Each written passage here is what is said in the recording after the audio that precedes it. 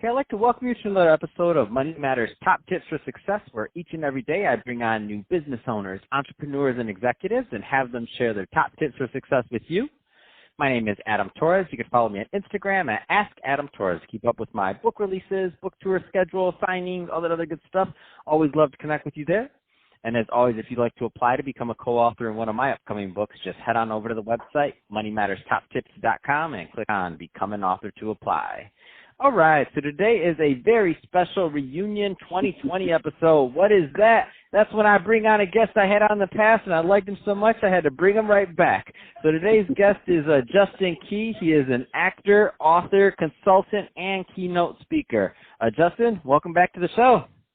Thank you. I really appreciate you having me back on, Adam. I said, come on, getting the family reunion going. I know you were just meeting with Netflix, have all these other things. I didn't know if you had time for the fam on the little podcast over here. I know you're a busy guy.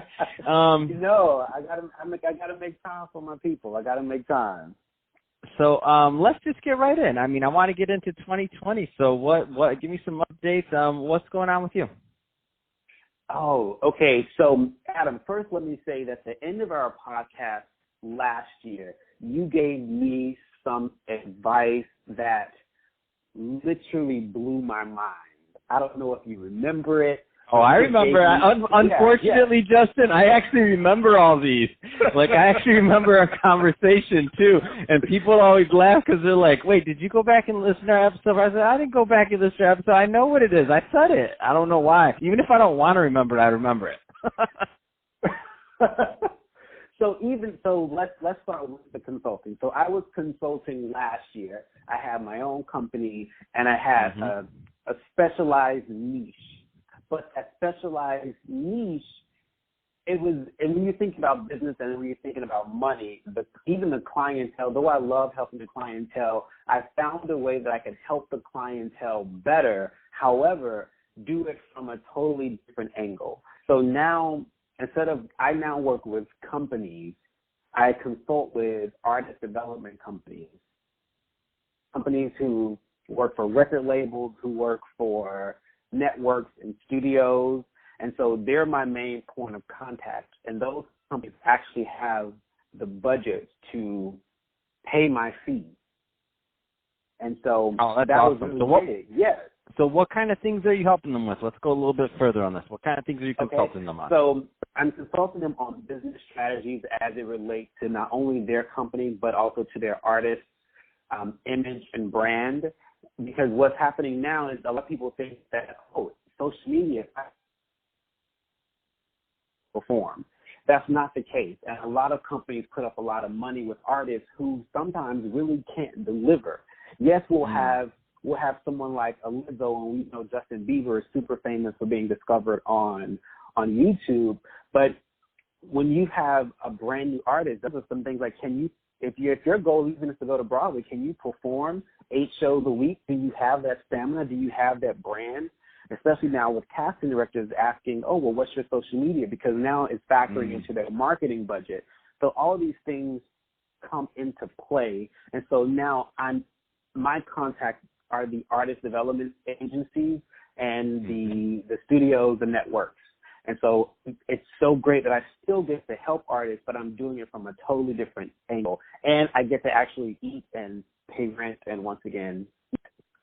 Man, that's awesome. I love it, and I love what you're doing because what it comes down to is they need your help. And so what do you find? I'm just curious from your angle. And this is going to change, obviously, from artist to artist and from client to client, right, niche.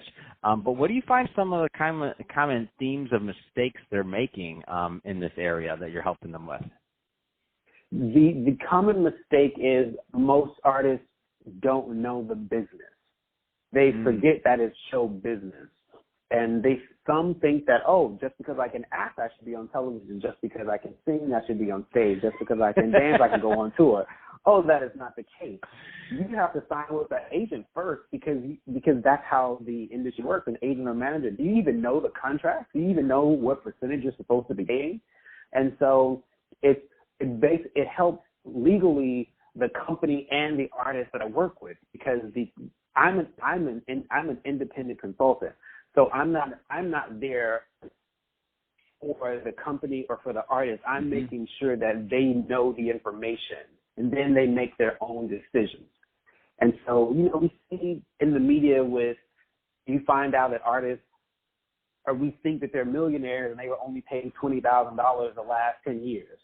So it's like, how are you in debt? How do you owe the IRS millions of dollars and you had no idea? So it goes back to them not knowing business. And also, these companies now don't want the social media backlash either. Really high-profile backlash could easily bankrupt a company. So now more companies are like, okay, I need my artist to know the business as well. And also, I need to know the business as well because it changes so rapidly. You need someone who are following and analyzing the trends and knowing how to get ahead of the curve. Man, I love that. And I love that you bring up, you're like, this is show business. This is like, it's a business. And I laugh all the time because people, they crack me up. They're like, I tell them I'm in the media business, like, because they want me to do these things and other things. And I'm like, what do you mean? I'm like, you know what the budget is for this podcast and to run? I'm like, you can come on the podcast. I'm happy we got slots available. That's great. But I can't just fly over here and fly over there with no budget. I'm like, what am I going to do? Just to come to your event? I want to come. No offense. I love to come. I love to support you, but I'm not trying to be mean, but this isn't like my part-time job. This is a business. It's a media business. It's like, it's called an appearance fee. It's called a speaking fee. It's like, I just can't. So the opportunity cost to me leaving to go to your event for 3 days is that I do what, 40 less interviews, which equals how much less in ad dollars, which means how much less in content, which means not reaching tens of thousands of people with that content because I went to the event. I'm like, it's weird. It's like, it's a business, and people don't necessarily understand that unless they're on that side of the coin, which I didn't, by the way, when I started. I'm a financial advisor. This is a whole new world to me. So it was a lot of, I'm thinking to myself, I'm like, man, where were you at? Why weren't you doing this when I first started, Justin? I'm just saying. I had to go through all these bumps and bruises of overcommitment and figuring out social media and figuring out all this, like lots of bumps and bruises, the creative type take, and not even, I don't even know if and any, whatever their niche is. So it doesn't matter what the niche is. It's just different. Yeah. And now you don't have to. Now you don't have to. And hopefully more people will realize that getting someone on your team or creating a team of your own will better serve you in the end, because there are certain lessons you don't have to learn the hard way. That's awesome. So Justin, so if somebody's listening to this and they want to learn more about any of the things you're doing. So I know you can do consulting. We didn't cover what you're doing as a speaker. What kind of topics are you speaking on? Give us some of that too. Oh, cool. Thank you for that. So I speak on entrepreneurship. That's one of my strongest topics. I've been an entrepreneur for 10 years. I have an MBA in entrepreneurship. I've been an entrepreneurship professor for the last 6 years. So that's one of the things, especially millennial entrepreneurships. So I'm asked to speak on that. I'm also a big component of STEM, science, technology, engineering, mathematics. My undergrad is in math. So I've been working with a lot of STEM organizations, especially trying to impress upon young folk the benefit of STEM careers. So I jumped from entrepreneurship, I jumped from STEM, and then I do entertainment as well, talking entertainment business.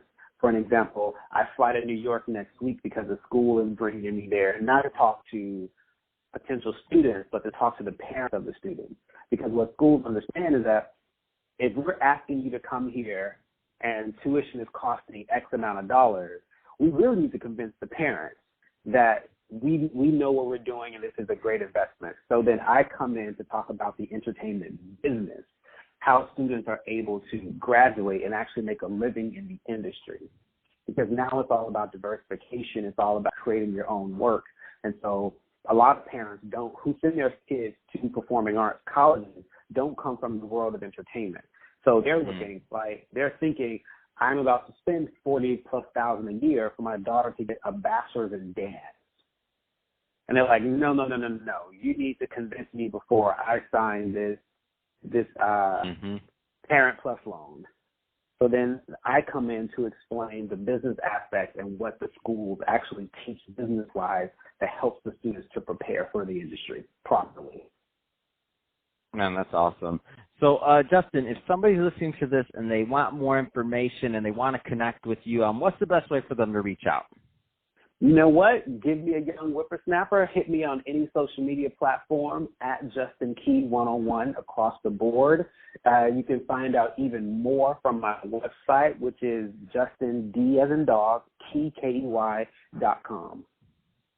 That's awesome. Well, hey, Justin, glad to have you back on this Reunion 2020 episode. Can't wait till we do our family reunion 2021, see what's going on. Then you're going to be like, by the way, Adam, remember that last call we had? Nah, I'm busy. Can you talk to this?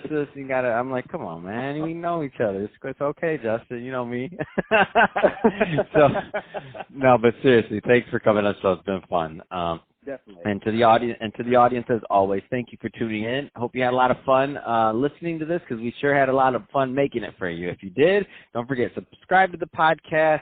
If you're watching this on our YouTube channel, Money Matters Top Tips, then give that a subscribe, and also leave us some comments in the comment section. Love to know your feedback and what you're doing in entertainment or what's going on in your world. Let us know. And Justin, thanks again for coming on the show. Definitely. Thank you, Adam.